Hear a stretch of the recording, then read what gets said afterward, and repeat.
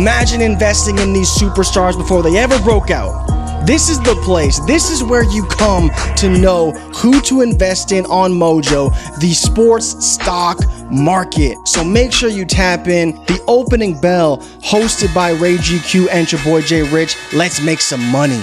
What's going on? Welcome into the Opening Bell. It's your boy Ray G, joined as always by my man Jay Rich over here on the Mojo YouTube channel. And this is the Opening Bell, where we take a look at the action that happened in the college football game on Saturday, the NFL on Sunday. We take a look at the market. We get the early look. The market is not open yet, so it's going to be interesting live on show to see what some of the Mojo users are going to do with some of these players.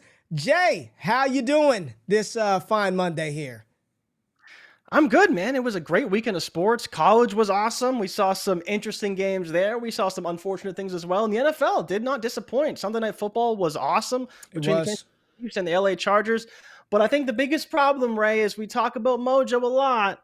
And the biggest thing with Mojo is that we've been all over these New York teams. They're winning all these games. They're playing so well. This week, however, not so great for both the Jets and the Giants. More so for one team and one quarterback than another. I don't know if you want to start with that or you want to start with the indexes, but I think at some point this show we're going to have to talk a little bit about Zach Wilson. Let's get into it, man. Zach Wilson and the Jets, a player who, Jay, I'm looking at it a week ago, was priced at $32.02. $32.02 a week ago. Currently, $29.68 for Zach Wilson. And you got to think, like, what happened? What happened on Sunday to make his value fall like so much, right? What happened over the last 24 hours? It dropped down from $31.99 to $29.60. What did Zach Wilson do on Sunday? Let us know. Because it wasn't like he was facing Tom Brady. He wasn't out there going up against Justin Fields or Patrick Mahomes. He just had to face old Mac Jones. Those New England Patriots. Old Mac Jones. Not that big deal. You know, they got Garrett Wilson. You got Elijah Moore. What did Zach Wilson do on Sunday, man? Give me the stat line for Zach Wilson.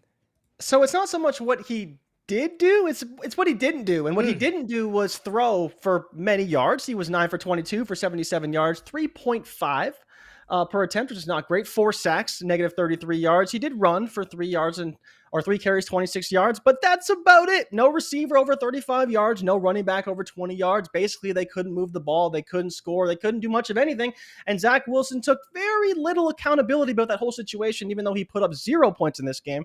Now, of course, they are facing the Patriots, who historically have played very well versus the Jets and pretty well against Zach Wilson at that. I believe he threw 4 picks against them last season. So he was definitely looking for some redemption and didn't quite get it in this one with his 77-yard performance. Let me hit you with some stats here from this game, all right? Zach Wilson had 9 completions. In the second half, you want to guess how many yards the Jets had? Total yards for the Jets. Total. Rushing, passing, total offensive yards for the Jets in the second half of that game. I'll say 20. You got one number right. You got the 2 right, but chop off the 0. 2 yards. 2 yards? 2 yards of offense in the second half for the Jets. Yeah, sad trombone, but they did have 10 punts in the second half. The Jets had the fewest yards by any team in any half this season, and the only time a team had fewer yards in a half last season was Week 18, when guess what? The Jets had negative 16 yards in the second half versus the Bills. So you look at over the last 2 years, in any half, the Jets have been awful. And it's not just me who feels this way, Jay.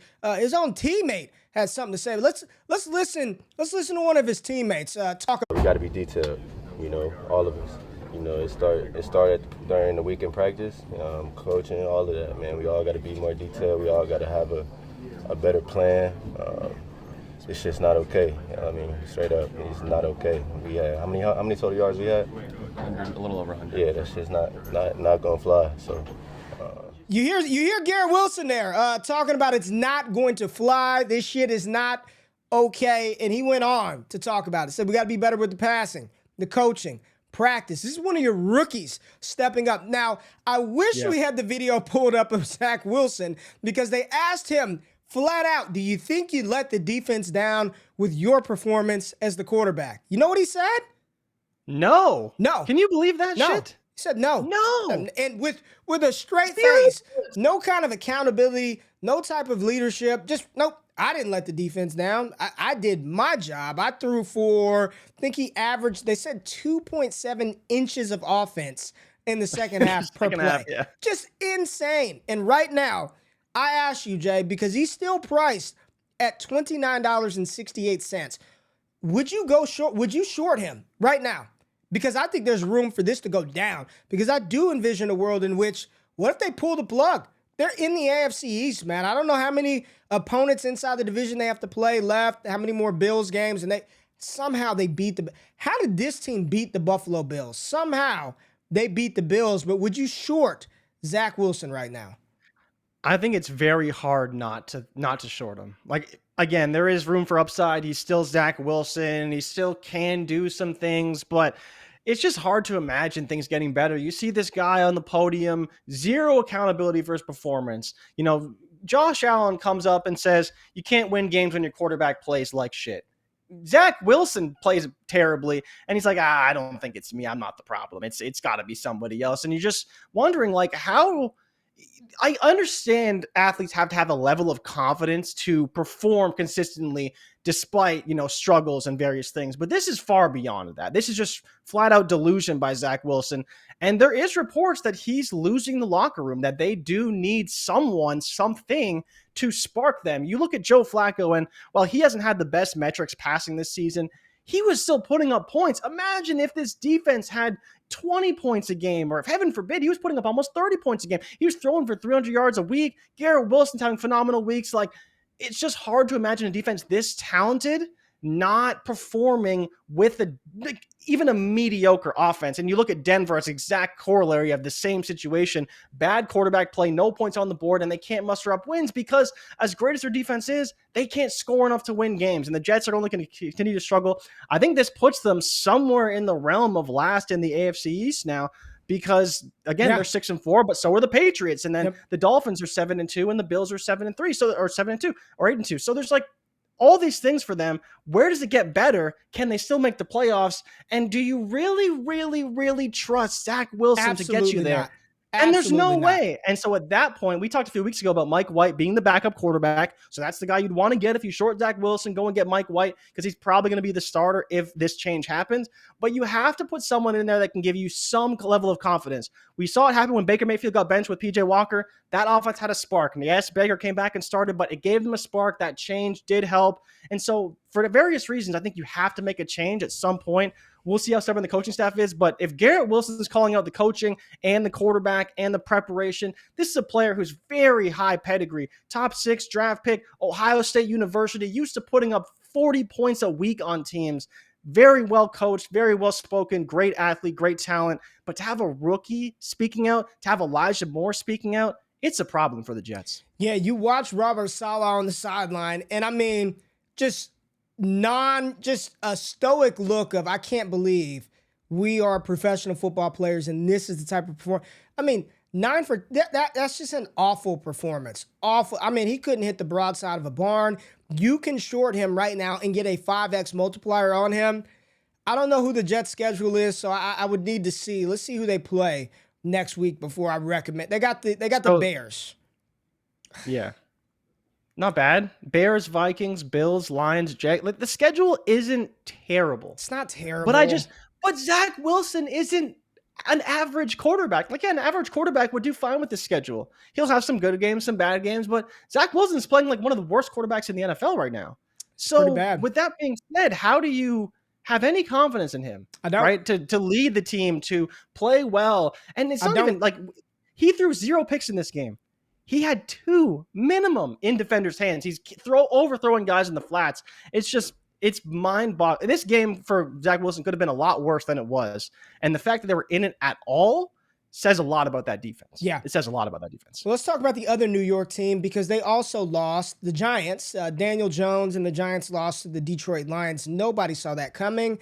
And Daniel Jones is currently priced $3 cheaper than Zach Wilson right now. And I'm telling you right now, Jay, if I had to put my money in one player stock from New York, it would be Daniel Jones, not Zach Wilson. Not a great performance for Daniel Jones, but he also wasn't awful in that matchup. The Giants have the worst wide receiver room in the NFL, and they lost an ascending talent in Wan'Dale Robinson. Looks like it's going to be a serious knee injury for Wan'Dale. Saquon Barkley couldn't get anything going on the ground. But right now, Daniel Jones is down 1.25% after the L. I'm okay with still investing in Daniel Jones. I do believe he's going to get extended to some degree by the Giants. I know Giants fans, they want something bigger and better, but he's one of the best 32 quarterbacks in the NFL. And what Dayball has done with him to give him confidence, the interception by Hendon Hutchinson was just a fantastic play. You got a defensive end dropping back into coverage, reaching out, making a great interception. Daniel Jones didn't lose them that game. They have nobody on the outside. But when I'm looking at Zach Wilson at $29 and then Daniel Jones at $26, I know which player from New York I would rather invest in and go long at. And would I do that right now with the Giants? Probably not, Jay. Probably neither of these quarterbacks. But if I had to pick one or the other, give me Daniel Jones over Zach Wilson pretty easy. Yeah, no, I'm 100% with you on that. You know, Daniel Jones, like you mentioned, 27 for 44, 341 through the air, 1 touchdown, 2 picks, 2 sacks. So fine performance, but did have 50 yards and a touchdown on the ground as well. But you talk about the thing with Daniel Jones is that they can't get into these negative game scripts. That game was 24-6 going into the fourth quarter. They put up no points in the second quarter and the third quarter, which is on Daniel Jones a little bit, but part of that is because they couldn't get the running game going. The Detroit Lions show that if you can stop Saquon Barkley and you can hold him to modest gains and short yardage, then you're able to then say, okay, Daniel Jones, how about you try and beat us? And we saw how that went. He did throw over a ton of yards. Wan'Dale had 9 receptions for 100 yards. Darius Slayton, 5 for 86. But when you force some of these quarterbacks that are mediocre at best to beat you, whether it's Zach Wilson, Daniel Jones, Davis Mills, they aren't able to do that, Jay. right? The market is open. The market is open. The market is open. The market is open. And Mike White, Jay, Mike freaking White is he's one of the top movers in the market right now. Yeah. Mike White is up 8.45%, $2.18 for Mike White. Talk to us about Mike White. Would you be going long Mike White? Oh, long Mike White. I mean, we talked about him a few weeks ago when there was reports that maybe he could potentially find his way into a starting role. And we talked last week about these backup quarterbacks and why you should invest in them. Yep. I think you should, man. Again, you could say what you want about his talent, but if he gets a starting nod, he will rock it up like 20% on Mojo. And that's why we told you to buy him before when he was the backup and he was announced the backup over Flacco, because if something like this happens and you see it already, 8%, it's all these quarterbacks in this movement. They all go together. You don't just see a backup quarterback ascend without another quarterback going down. And that's why you see this big decline in Zach Wilson. All of a sudden, everyone's like, maybe we'll get some Mike White, right? It starts to go up a little bit. So again, it's the same situation as before. You want to buy him now. You use your multiplier, all that stuff. Maybe, nothing happens with Mike White. You don't lose too much money, but the upside is definitely worth the squeeze. And when he is announced the starter, you will want to sell him. Yeah, you could hold through the first game, but it's not a bet I would make. I would probably get out if not all of my shares, most of them, in terms of Mike White when he is announced the starter and goes up on Mojo. Is he long term? I mean, maybe you could give. No, he's not. No, stop. So, stop, I'm saying long term in terms of that. this season. In this season, though. No, this is a short term swing trade. No, but what I'm saying, do you think he could start for the whole year? No, because if they bench Zach Wilson, he might start for the rest of the year. I don't think that's maybe he would be a bit of a value. I don't think that would happen. This is a short term. There's no long term with Mike White. None. I'm just asking the rest of the season, like 7 games of Mike White. You could get it. If they bench Zach Wilson, you might get 7 games of Mike White. If they come out and announce Mike White the starter, I'm thinking mid-game they pull him, they put Mike White in. No. Okay, you're saying the game is over, they're going into next week, and they announce Mike White the starter for the remainder of the season? Maybe. Yeah, I could see a world in which that happens. But so that's all I'm saying is that I'm with you on you want to own him now, and when he's announced the starter or he comes in mid-game, like you mentioned, that's when you can get out. But I wouldn't rule out a world where if they're competitive and Zach Wilson continues this weird arrogance and poor play, At some Yeah. point, when we've seen him in Carolina, arrogant, right? and he's playing like shit, but he's real arrogant and weird. That's what I'm saying. Like we've seen this in Carolina already, where it's like Baker needs to be benched. They need to give that offense that confidence in that locker room something. Yeah. And it could be Mike White. And like a few weeks ago when he was announced the backup, it's probably not going to be Flacco. They tried that out. Maybe they go to Mike White, and he ultimately does start for the rest of the year. I got to go to the college game, Jay. Very, very unfortunate news, and it is one of the realities of the Mojo market. Like, while we talk about all the successes, the wins, the money that we're making over here on Mojo, there is, things can go against you, and that's the game of football, right? The biggest X factor comes in the form of football. Once the timer starts and the ball is kicked off, it's just up in the football gods' air. And unfortunately, on Saturday, we saw one of the best players in college football go down with a season-ending injury. And this is rough, man. Tennessee quarterback Hendon Hooker, Heisman hopeful, first-round pick hopeful. Hendon Hooker playing just out of his mind this year. They lost to Tennessee. They lost to South Carolina, and he tore his ACL. This is the second ACL injury, I believe, for Hendon Hooker. And because of that, he is down. At the time that we were recording this, 4.3% in the 4.93% in the market. Now that the market is open, he's gone up a little bit, down 4.7%, still sitting at about $16.69 for Hendon Hooker. But this is we can't shy away from these. And in the college game, you can't short players. You can only go long. So if you went long on Hendon Hooker, you look at where he was at, Jay, a month ago. And a month ago, he was $14.61. He got as high as $17.77, depending on the multiplier you threw on him. But now, being down a little bit, that's it's been a rough 24 hours for Hendon Hooker. But that is an unfortunate reality. So my question to you is, for people out there who went long Hendon Hooker, are you going to hold him through the pre-draft process and hope that he gets the requisite draft capital to matter? Or are you just selling and cutting your losses? And you still should be, over the course of a month, you're still in profit. You're still up 14.42%.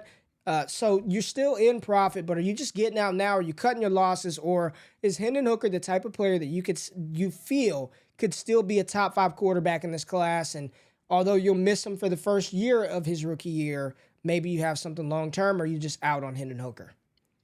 I mean, for me, where he's at right now, if you've made some money on him, I think over the next couple months, there's no reason to believe he's going to increase in value. Like, the closest moment that we have for Hendon Hooker to really show much of anything, if he's there, is the Senior Bowl, right? So for people who don't know, the Senior Bowl is the end of January, first week of February. That's the first time where we maybe see any Hendon Hooker sightings until basically the pre-draft process, was where it will start for him, if he even attends, because he will be rehabbing this injury. So he may not even be able to go to the Senior Bowl to talk to coaches and executives and things who may want to draft him. It's unfortunate. You mentioned he's second in QBR in the NCAA right now. He's 11th in yards. He's 11th in touchdowns. There's so many things that are going right for Hendon Hooker, but he's also older, right? He's an older quarterback. He's going to be 25 years old when he first steps on the NFL field.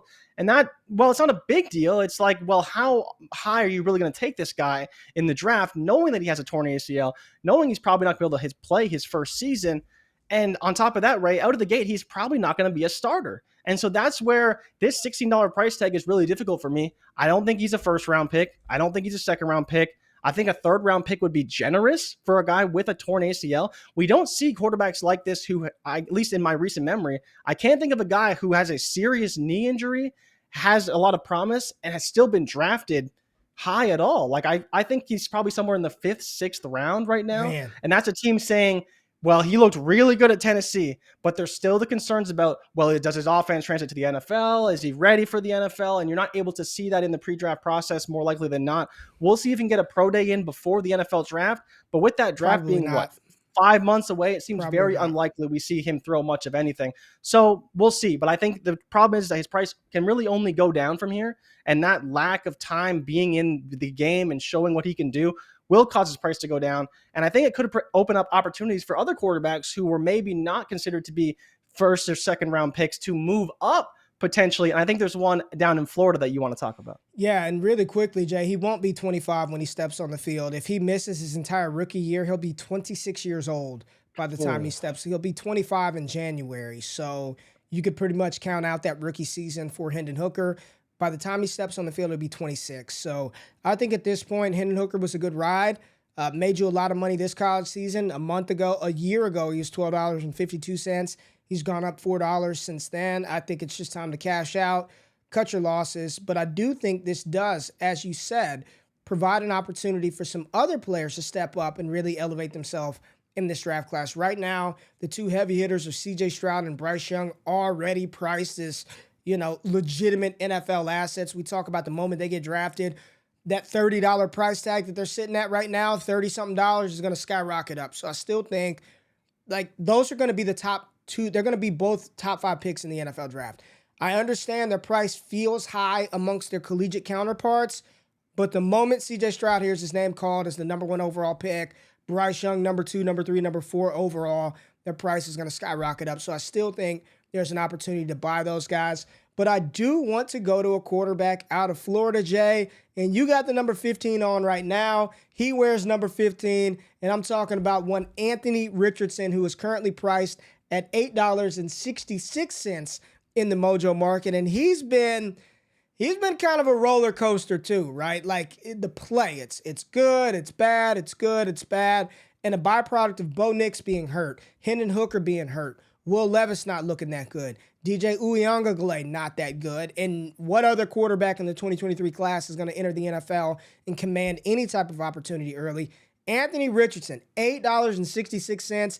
Over the past month, he's gone up 20.34%, and I think this is a great long-term investment. Whether he comes back to Florida next year, if he does, or if he transfers, his value is only going to go up in the college game because he's a dominant college athlete. He can help improve his draft stock, but I think right now, with where the quarterbacks are right now in the 23 class, A-Rich would be QB4 in the class. And I think there are some teams who would even prefer him to Will Levis, who, quite frankly, just has not been very good this season. I mean, we're doing backflips. He threw for 200 yards versus Georgia. I believe Anthony Richardson threw for a lot more versus that same Georgia team. We can get into O-line and receivers, yada, yada, yada. But $8.66, I'm all in on Anthony Richardson, Jay. I want some A-Rich. I believe in the talent, the skill set. He will get the requisite draft capital whenever he does decide to declare. Where are you at with Anthony Richardson from Florida? I mean, I love A-Rich. Don't get me wrong, man. I love the kid. The inconsistencies in terms of play is concerning. But again, we talk about this a lot, and we've learned this a lot over the years, is that the NFL doesn't necessarily draft for statistics, right? They don't care if you threw for 5,000 yards in college. They need to take traits that they can implement into their systems. And there's a lot of we talk about the arrogance of the quarterback and Zach Wilson, but there's also arrogance from the coaches as well, saying, well, if you just give me this quarterback, I bet you I can turn him into a franchise quarterback. I bet I can turn that rushing ability and that big arm, and I'll reel it in. I'll make him accurate the way that Brian Daboll did for Josh Allen. And that's where, depending on how scouts and coaches and GMs feel about Anthony Richardson, he's a guy that we've talked about could be the guy that kind of surprises people and is a higher draft pick than people expect because a team believes they can take his tools and turn him into an NFL quarterback. And while we don't see it right now, it'll just depend on, like you're saying, is how do people feel about him? And without Hendon Hooker, a player who was playing very, very well and would have likely been a first-round pick, that now elevates everybody else. Some of these smaller guys who weren't getting as much attention will get more attention. And while Richardson isn't exactly the guy that I thought would be a top draft pick, you never know, right? 6'4", 232, should run 4.5 or less. Like, there's a lot of things to like. He's kind of like if Justin Fields was way more raw than he already is right now, right? And so you see the spectacular. You see what Fields is doing right now. Maybe in 2 years, A-Rich could be doing that too. I'm not going to say he's gonna, but I think the upside is definitely worth talking about. And like you mentioned against Georgia, 271 and a touchdown. He did play pretty well in that game. Better than Will Levis did, right? And I think that's the bigger point here. Well, Jay, we pumped up a player last Monday. We pumped him. We pumped him up. We pumped him, and I ain't dumping him. I think this is an opportunity to go buy Drake May, who had his worst performance as a quarterback at North Carolina as they took an L to Georgia Tech. No touchdown passes, threw an interception, 200 passing yards, just did not play well. And because of that, it gave you a little bit of a price dip, right? Over the last 24 hours, he's down just a tad bit, 0.17%. Buy him. Go long, Drake May. It's a small opportunity, a small window. Go long, Drake May. I'm not panicked on it whatsoever. He's incredible. QB2 in the 2024 class. Drake May is fantastic. Caleb Williams, my God, we could spend a whole show talking about Caleb Williams. He is the best quarterback in the 2024 class. Caleb Williams, USC quarterback, fight on. Jay, but you know we do it every Monday when we record the show. We've got the Cardinals versus the 49ers tonight. Give us one player you're either going long on or you're shorting tonight for Monday Night Football. I've been thinking a lot about this. It looks like there's no Kyler Murray in the action. Hollywood Brown has already been ruled out. San Francisco side, you got Jimmy Garoppolo, you got Deebo Samuel, George Kittle, Christian McCaffrey, Brandon Ayuk, Elijah Mitchell. For me, from the Arizona side of the ball, I want to go long Rondale Moore. I think he's going to have another big night. Colt McCoy last week as the starter versus the Rams. 14 targets to DeAndre Hopkins, 13 targets to Rondale Moore. Rondale went 9 for 94. No Hollywood Brown in this one. I think they're just going to do the same thing. Colt McCoy is going to funnel those targets to those two wide receivers. They're both going to have big games versus San Francisco. And whether you believe in Rondale Moore long-term or not, I think it's a short-term swing opportunity. I'm going long Rondale Moore tonight. Let's do it. So, Ray, definitely with you on Rondale Moore. I would go on the other side of the ball, and I'm going to target George Kittle. George Kittle faces the league worst Arizona Cardinals versus tight ends today. I think it's a great matchup for Kittle. He's only $12.76. I believe you can still get a solid multiplier on him at 10x for George Kittle. A good game for George Kittle. Maybe he can go do a little Travis Kelce. Travis Kelce had a pretty good game last night, so maybe George Kittle can have a 3-touchdown game. But, Ray, unfortunately, while you were talking, it is confirmed Wan'Dale Robinson torn ACL. Season is over. That was just dropped a few minutes ago. So his stock, I was looking at it, his stock is going down right now on Mojo. It was down about 8%. He will be moving down even further. It's hard to imagine now because it's November 21st. We're looking at a guy who had a pretty solid moments during his rookie season. We may not even see him much of next season, right? If he's out for almost the whole year, we'll see if he can come back, but he's not going to be 100%. It's tough for a team that really needs help at receiver, lost arguably their most talented weapon outside of, Darius Slayton playing great outside, but in the slot, that shift area quickness, getting rid of Kadarius Toney, now losing Wan'Dale Robinson, going to be very difficult for the Giants down the stretch. All they got right now is Daniel Jones and Saquon Barkley, and they're praying Darius Slayton can continue his good game, but it's tough. The Giants are struggling, man, and Wan'Dale Robinson out for the year. Probably won't see him until next season if we see him. Once his price flattens out, once it goes down and flattens out, I wouldn't mind going long Wan'Dale. He's young. He's talented. He'll be on the field later in next season, right? They'll probably start the season off on the pup, but we will see Wan'Dale next year at some point. I wouldn't mind going long him. Not now. Let it settle out. Let the price settle. Yeah. Let's find the floor, but I wouldn't mind going long on Wan'Dale Robinson. And there go our players to invest in for the Monday night game. Jay says George Kittle. I'm going on the other side of the ball with Rondale Moore. I think both of those players can make you some money tonight. Appreciate y'all tapping in to the opening bell over here on Mojo. Please, on your way out, hit that thumbs up button, hit the alert, subscribe, like, comment below. And until next week, man, y'all enjoy your holiday vacation. Jay and I are out. We'll see you next Monday on the opening bell. We're out. Peace.